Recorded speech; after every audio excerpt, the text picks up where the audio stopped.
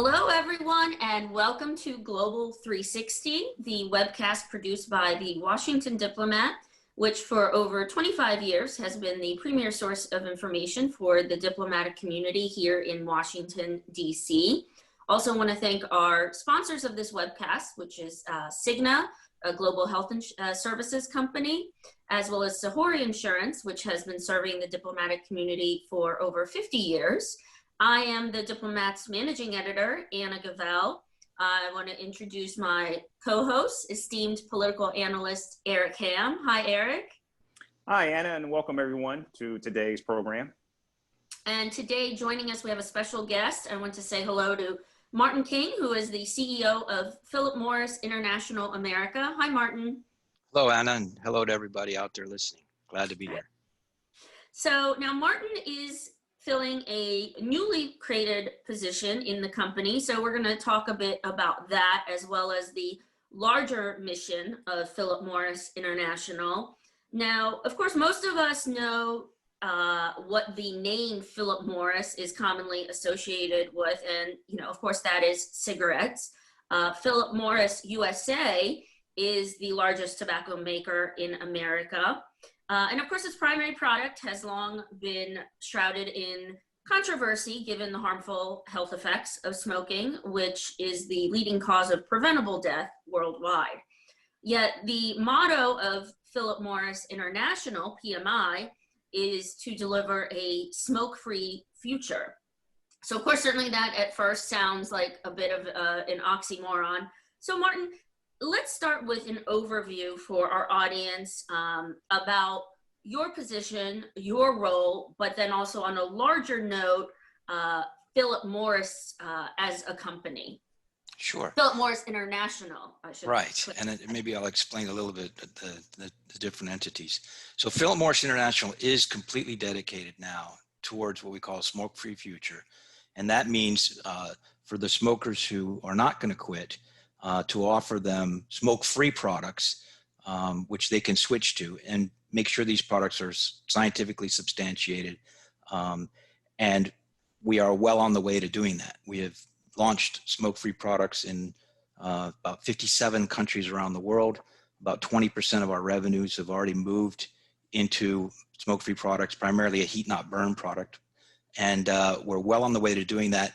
And one indication of that is my appointment to this new position in the U.S., which is completely dedicated to these new products and making sure that they are introduced into the U.S. under a license to our former parent company, which is, as you mentioned, actually Altria, which has a subsidiary called PM USA.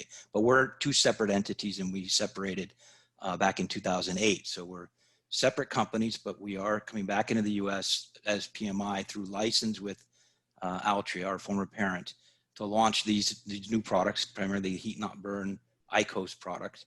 And my job is to help that succeed, but also help on the regulatory front in the U.S. and help with the importance of the U.S. Diplomatic community and the U.S. International organizations, and help set the tone and the regulatory framework and understanding of these products throughout the world, because we do business all over the world. Mm-hmm. Now, so let's also then, talking of overview, so IQOS and other kind of heat not burn products. Can you explain the science behind what these products are and what they do? Absolutely.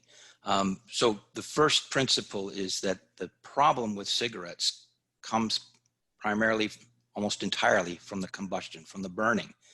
And anytime you burn an organic matter, be it tobacco or any other organic matter, you form thousands of harmful constituents, toxicants, that when inhaled cause the vast majority of the problems with smoking, the diseases that we're all familiar with.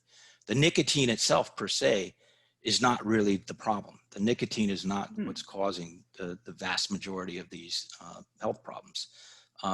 And so when you get away from combustion, and if you do it properly, and meaning you use the right ingredients, you control how it's manufactured, and of course, scientifically substantiate that, measure the toxicants, measure the effects of the aerosol that you create, and make sure that you're seeing much improved outcomes, then you can have products that people can use with much lower issues of exposure to all these toxicants that are in the burning part of any cigarette smoke.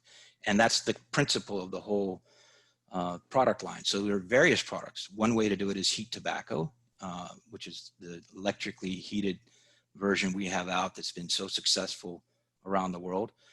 E-cigarettes, using a liquid and vaporizing that with nicotine in it, can also get there. And if produced properly, can also be greatly reduced in the formation of these potentially harmful constituents. And there are other ways of creating aerosols with nicotine in it that we're working on as well. And our intent is to create a whole product line of scientifically substantiated alternatives that smokers can switch to. And that's one of the most important components, is can smokers really switch completely to the new products? And so you have to make sure that they have the right attributes that smokers can accept that switch. And heat not burn products have been very successful at that. About 70% of the people that buy one of the devices, one of the heat not burn devices, I'll show you to here, which is a battery with a smaller battery you push the consumable into, 70% of the people that buy it actually are able to switch completely out of cigarettes, which is very, very high percentage compared to other products. So, Martin, thanks so much for being here with us and talking about these new products. So when we talk about the heat not burn, are we talking about, in the product that the product that you just showed, is that just another form of a vaping product, or is it something that's more advanced and less detrimental? It's different from a vaping product in that it uses solid real tobacco. In other words, it's not a liquid. And the way it works in our product in particular is that you create a tobacco matrix. In other words, you grind tobacco and form it into kind of like a sheet product, almost a paper that's all tobacco. And you fold that back and forth upon itself, and you slip a metal blade up into it. And then that blade is powered by a battery with very precisely controlled temperatures and a profile that's activated by the smoker puffing it. And it lasts the same amount of time as a cigarette. It puffs like a cigarette. It's a single experience that starts and ends like a cigarette. And it has tobacco taste, although it's different because you're not burning. And the smell is greatly reduced. The other features of it are different, but it's close enough to a cigarette to give smokers the ability to switch to it. And e-cigarettes can also be a good alternative if properly scientifically substantiated and manufactured. And in fact, the level of harmful and potentially harmful constituents in a properly made e-cigarette, for example, the one we're working on, is close to heat not burn. It's actually even a little bit lower or better as far as reductions than heat not burn. However, the ability to convert to it among smokers tends to be, from what we've seen, a little bit lower than what it is for heat not burn. So the success rate of heat not burn is higher, and therefore it's been the more successful product in the marketplace so far. But both have a role to play, we think, and other products as well. So Martin, you mentioned, obviously being scientifically substantiated, and I know that PMI has invested billions of dollars in this development and innovations. Now, how much, though, I know a big question will be, how much independent research has been conducted to verify the effectiveness of smoke-free products in reducing the smoking-related diseases, as well as any studies on kind of the long-term effects of products like IQOS, given that, as you said, they still do contain nicotine? Yes, and we're always very careful to say that heat not burn, IQOS, is not risk-free. There is still risk involved. And there are a great number of studies that we have done on IQOS, both exposure studies measuring what's in the aerosol, but also exposing cell cultures to the aerosol and so forth. And these studies have been published They're available. They're openly available for scientists to look at all the raw data and go through it in great detail. We also have had these studies reviewed by several outside organizations, including some overseas in UK, in Germany, in the Netherlands, and they verified our claims as far as the reduction in the exposure, the toxicants in the aerosol, et cetera.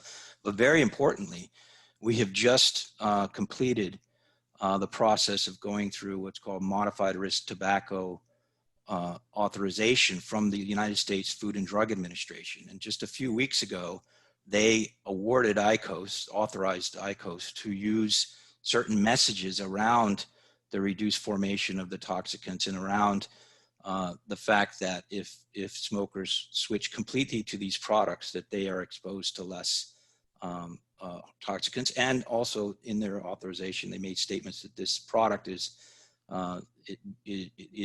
will promote the public health, not only among smokers, but in general population, meaning that they have also looked at the unintended consequences issue. Because if you take individual smokers and switch them to a better product, that's terrific. But if a lot of new people come in, or especially youth, which is the really big issue to watch, but even former smokers or never smokers start coming into using the product, then you also want to monitor that situation. You want to make sure that you're having a positive impact on the overall population, not just on the people using it as compared to those who use cigarettes. You need to pass both hurdles.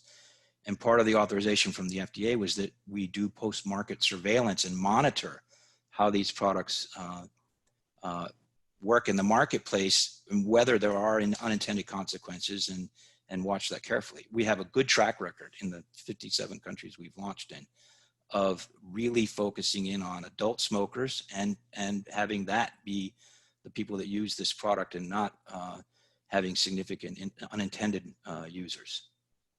So I want to follow up on what you just said, because this is your first, the IQOS product, this is your first product in the United States with PMI, but I'm assuming this product is in the other 57 countries, correct?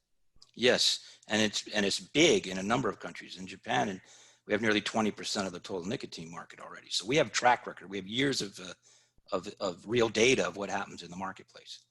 And so talk a little bit about how the product actually works, particularly with current or existing smokers versus non-smokers who may come into the product because, as you say, it's a less risky product. And so therefore people may be apt to use it more. And what impact, based on what you've seen from the product in the other 57 countries, what you can expect from this product now that you're rolling it out in the US? Well, like I said, we launched this in Japan. The first test market was in late 2014, and we started spreading throughout Japan in 2015. I was actually running Asia at the time. So we have, 5 years of real life experience.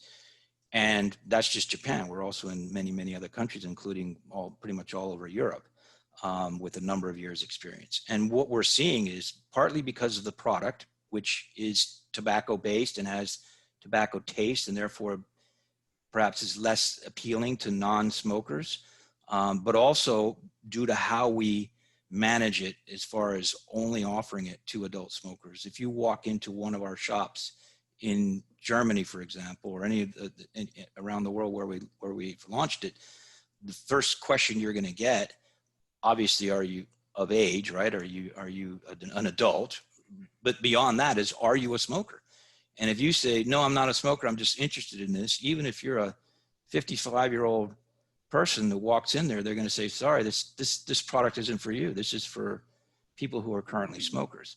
So we've tried to go, very strongly, carefully towards smokers only, in order to take off the table this concern that this is a backdoor product towards pulling a bunch more people into nicotine, and nicotine is addictive. So this would be a concern. So we try to be very careful with this as much as we can to keep it focused on adult smokers. Mm-hmm. Now, And can you talk a little bit about where you are in terms of the rollout in the United States, where the product may be available Sure. and that sort of thing? Yes, just to be clear again, in the United States, we have licensed IQOS to Altria, our former parent, but separate company, and they are responsible for commercializing it in the U.S. We supply the product. Currently, it's coming from the consumables are coming from our factory in Italy, and the devices are made in Malaysia and China, and they're being shipped to the U.S. But they are responsible for commercializing it. And so far, it's been launched in Atlanta, in Georgia, in Richmond, Virginia, and it's just now recently been launched in Charlotte, North Carolina. And they're just getting going in Charlotte because of COVID. There were some delays and so forth. And they are launching it through their own assets. In other words, they're opening specific stores for the IQOS product where they can properly explain it to adult smokers and show them how to use it and make sure they're cleaning it properly and taking care of it properly. And it's also available in these markets in selected convenience stores. The consumable is the short cigarette-like consumable that you push into the battery. And that is being sold in convenience stores and other shops that currently handle cigarettes because, of course, you're converting smokers. So you want to have the consumables available where they're used to shopping for their formerly what would have been their cigarettes, but now would be the heated sticks, the heat sticks. So they're making progress, and they've said they're going to go to another 4 metro areas in the near future. So that was on their last quarterly investor call that they said they were going to expand it further. So we work with them to show best practices, to share what we've learned in the other 57 countries. We have a good relationship, and we're trying to help in any way possible to make sure that it's successful here in the U.S. as it has been in so many countries around the world. Now, how would, in terms of that rollout and the expansion, obviously with FDA authorization, there are strict rules in place in terms of marketing, of course, as you mentioned, the issue of young people smoking. So how are you balancing getting the word out about this product, in light of a lot of the restrictions around marketing of tobacco and related products? It's an excellent point and topic because you want to make the balance between responsibly communicating and making sure there are regulations and rules and that companies don't irresponsibly make claims that they can't back up scientifically. You want to make sure that the information is targeted specifically to adult smokers. All of these requirements are there and need to be followed strictly. On the other hand, it is important that adult smokers know about these products. There are 1 billion people around the world smoking cigarettes today, and the importance that they know that these products are available and that they are a better choice, and describing that in a way that's accurate, also acknowledging that converting to these new products still leaves them with some risk, but that this is a much better choice. And doing that in a way that's responsible and clear and is absolutely our objective and goal. And we research our messages and we try to make sure that they come through clearly. And having a good regulatory framework for all of that is really, really important for us. So one of the goals that I have here in the U.S. in my job is to help establish a regulatory framework that makes sense and also use that template, if you will, as we try to get intelligent regulatory frameworks around the world.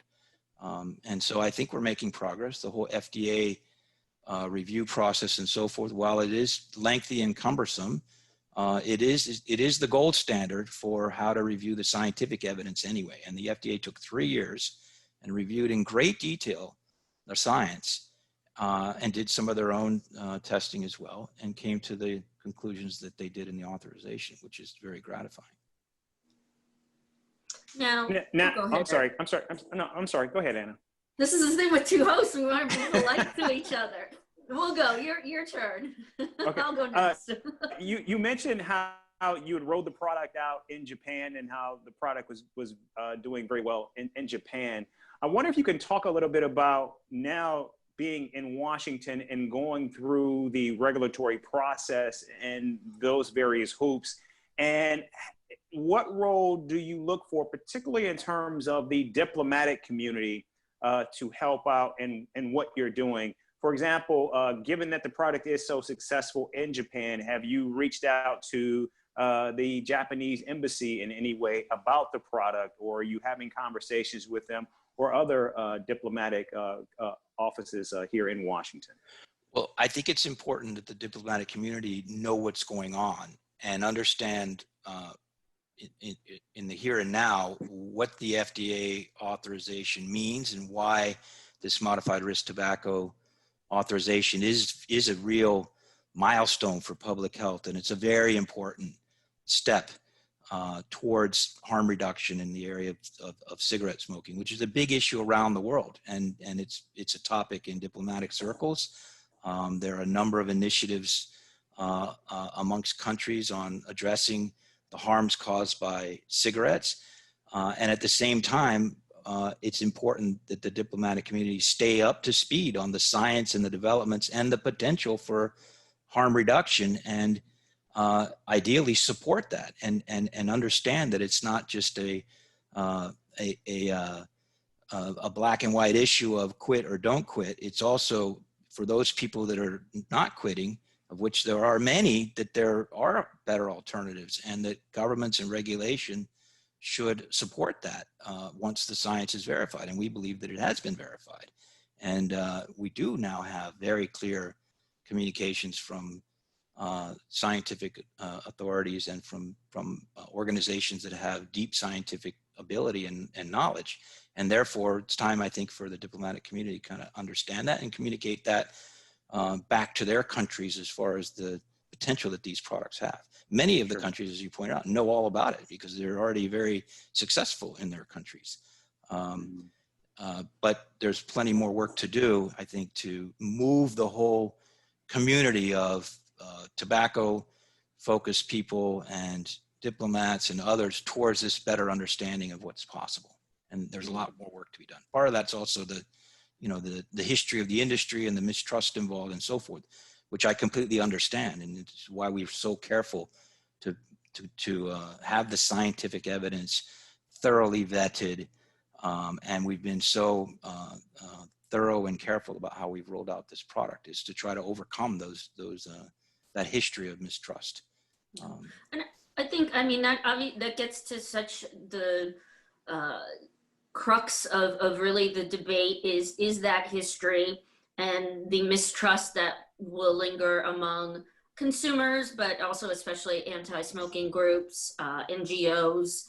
And I know that that your website, your CEO have alluded to frustrations of the, kind of a lack of willingness of governments, regulators, and even NGOs to kind of collaborate and acknowledge these smoke-free alternatives, both because of skepticism given the longstanding history of obscuring the dangers of smoking, and lingering concerns about the product. So, I mean, how has, given your experience in other countries, how has your experience been with not just regulators, but other groups, and kind of showing them and overcoming, should say, that mistrust? Yeah. So among consumers, adult smokers, they get it pretty quickly, and they understand and are very supportive of these products. And that the real issue, I think, comes from making sure that we're focusing on those smokers and what's best for them, and keeping that as the North Star of what should be done to reduce harm from cigarette smoking. When the debate becomes about, being against big tobacco or against tobacco or against certain companies, then I think we lose focus of what's really important. And that is to find solutions to a very, very significant problem of the health impacts of cigarettes. And those solutions can involve and should involve harm reduction, and not just the choice of quit or not. It's not, there are, in reality, many people that will continue to use cigarettes. The ideal is for people to quit. There's no doubt about that. We fully support that. But for people who are not going to quit, there are much better alternatives, and that's harm reduction. That's what is used and prevalent in many areas of public health and many other discussions. Somehow, sometimes when it gets to tobacco, some people are having difficulty getting beyond the fights of the past and the fight against tobacco companies, and forgetting that this is really about the billion people out there that are smoking. And so we are trying our best to sort of say, let's step away from the previous discussions and let's focus in on what's right for smokers. And we're convinced that this is a game changer for the millions and millions of smokers. We've already had about 15 million people are converting to IQOS around the world, quit smoking and move to this different product. And it's a real game changer. And we think that it should be supported by governments and other entities. It'll take time, but I think we'll get there. And so can I, based on what you're saying, I think that's a good segue, particularly when you look at all of the previous baggage, and now we're in the middle of a pandemic, and you mentioned that that's been one of the reasons for some delays in Charlotte, is the fact that there is this coronavirus that we're all grappling with in the United States more so than other places. What impact is that having even on rolling out this new product, particularly when we look at this virus that's a respiratory virus, and some are looking at, well, now you're bringing in this new product into a market that's already being impacted by a pandemic that directly. I don't know if we lost Eric, but I'll pick up on, there you are. Oh yeah, I'm back. Sorry about that. No worries. But so, of course, you have the added health concerns of the pandemic that, as Eric said, we're all grappling with. So how has that impacted your rollout and overall message in any way?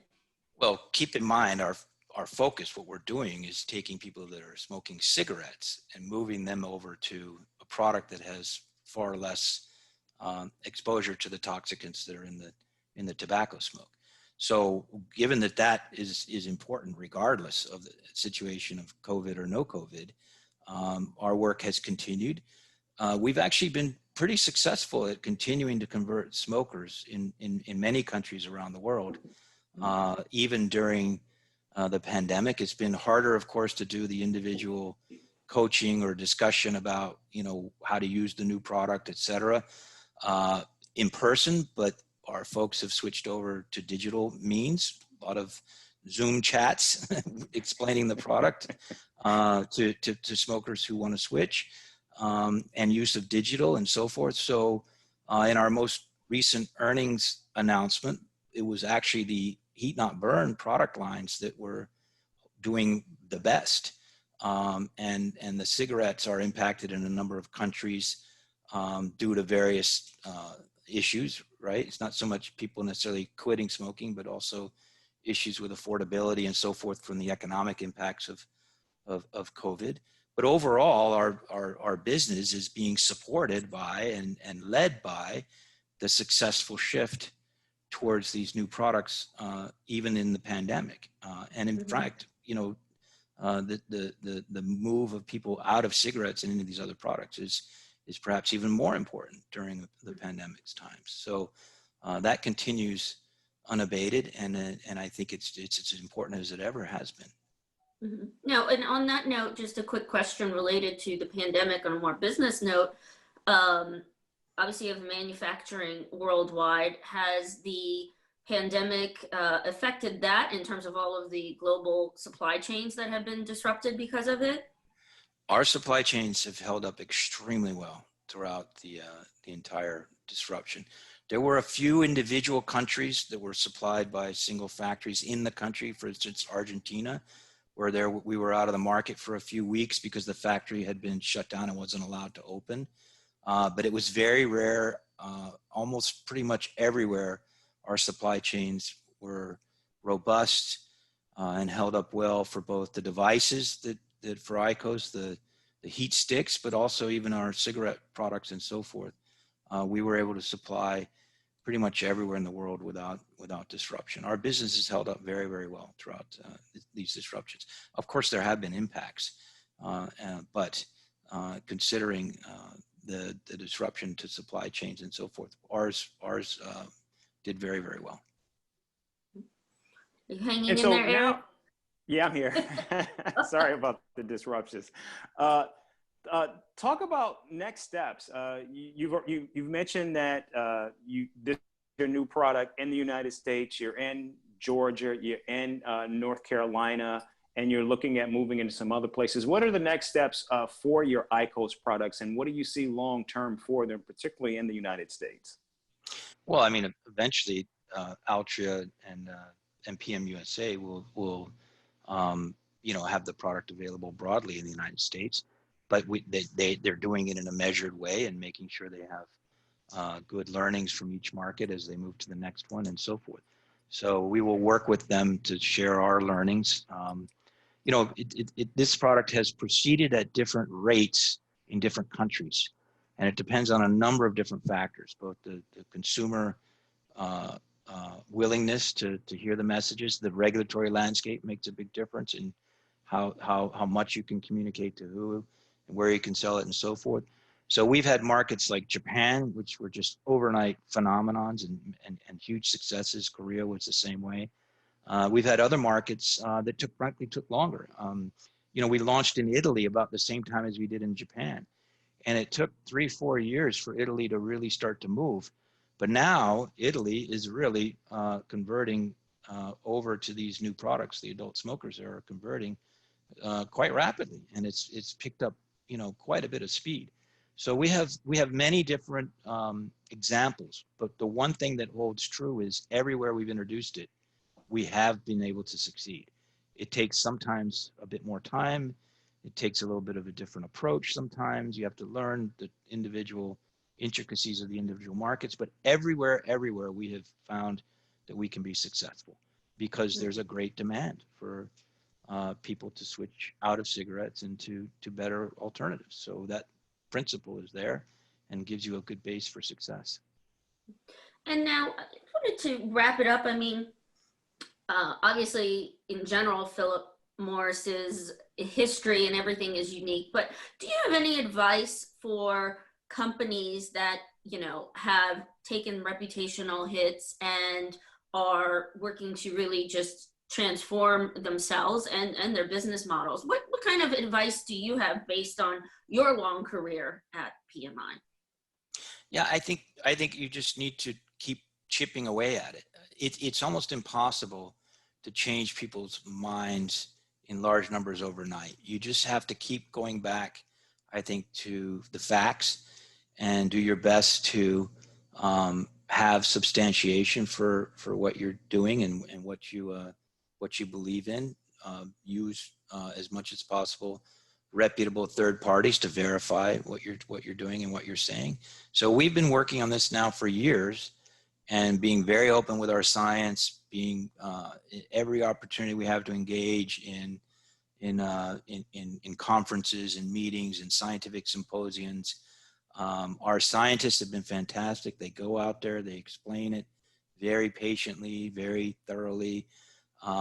Yes, sometimes they take a lot of hits and everybody's suspicious and everything else. But at the end of the day, they walk away where they've gained a lot of respect from the scientific community because the science is so robust and it's very well done. And so eventually over time, you find that there are more and more people saying, you know what, they're actually onto something here. This is really a different product. This is something we should listen to. And we're finding that it's gathering momentum, but there are always going to be some that are just going to be skeptical to the very end, no matter what. And it's understandable. It's unfortunate where it gets in the way of doing what's right for adult smokers. But I mean, I can understand why there are a lot of people that are asking for more evidence and more time and everything else. And we will keep providing that. We will keep building more evidence, and time will also give us more data, because some of these questions can't be answered without a number of years of real life data in the marketplace. So we will continue to gather more and more evidence and put it in front of people to keep them satisfied that it's all being thoroughly looked at. Well, thank you, Martin. I mean, I think this was a really interesting discussion on an issue that people might not be very familiar with. I think it was a nice break from, I don't know if you've heard, but we have a little election coming up. I have heard about it. In a bit. So this was a nice break from, you know, the political analysis that will be going overboard in the next few months. Now we will, of course, stay tuned. We will have that as well. But thank you so much, Martin, for joining us and for talking about the work that Philip Morris International does. We appreciate that. Thank you to our sponsors again, Cigna and Sahori Insurance. Thank you, Eric. I'm sure we'll be back with more political analysis. And again, thank you everyone for joining us, and please stay tuned. We will have many more webcasts to come. Thank you very much for having me.